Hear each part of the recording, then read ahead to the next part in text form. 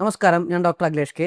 അമൃത ഹോസ്പിറ്റലിലെ ശ്വാസകോശ രോഗവിഭാഗം പ്രൊഫസറും ദേശീയ ക്ഷയരോഗ നിവാരണ പദ്ധതിയുടെ നോഡൽ ഓഫീസറുമാണ്. ഇന്ന് ലോക ക്ഷയരോഗ ദിനമായി ആചരിക്കുന്നു. എന്താണ് ക്ഷയം? മൈക്കോബാക്ടീരിയം ട്യൂബർക്ലോസിസ് എന്ന ബാക്ടീരിയ മൂലമുണ്ടാകുന്ന ഒരു സാംക്രമിക രോഗമാണ് ക്ഷയം. ഇത് മറ്റുള്ളവരിലേക്ക് പകരാനുള്ള സാധ്യതയുണ്ട്. പ്രധാനമായിട്ടും വായുവിൽ കൂടിയാണ് ഈ ക്ഷയരോഗം പടരുന്നത്. ശ്വാസകോശത്ത് മാത്രമാണോ ക്ഷയം ബാധിക്കുന്നത്? അല്ല.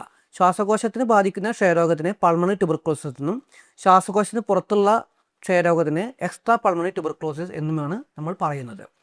പ്രധാനമായിട്ടും 2 ആഴ്ച കൂടുതൽ നീണ്ടു നിൽക്കുന്ന ചുമ, കഫക്കെട്ട്, അതുപോലെ കഫത്തിൽ ബ്ലഡ് കാണുക, വിശപ്പില്ലായ്മ, വെയിറ്റ് ലോസ്, പനി, ഇതെല്ലാമാണ് ശ്വാസകോശ ക്ഷയരോഗത്തിൻ്റെ ലക്ഷണങ്ങൾ.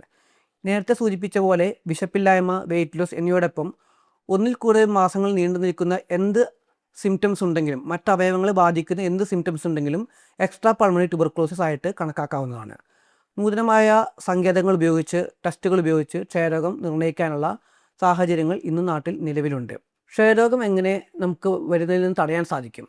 പ്രധാനമായിട്ടും ചുമമര്യാദകളാണ് ക്ഷയരോഗം വരാതിരിക്കാനുള്ള പ്രധാനപ്പെട്ട മാർഗ്ഗങ്ങൾ. അതായത് നമ്മൾ പ്രധാനമായിട്ടും ഹാൻഡ് വാഷ് ഉപയോഗിക്കുക, മാസ്ക് ഉപയോഗിക്കുക, എന്നോടൊപ്പം തന്നെ ചുമയ്ക്കുമ്പോഴും തുപ്പുമ്പോഴും മുഖം പൊത്തുക അഥവാ തൂവാല ഉപയോഗിക്കുക, കാർക്കിച്ച് തുപ്പാതിരിക്കുക എന്നിവയാണ് പ്രധാനപ്പെട്ട ചുമമര്യാദകൾ.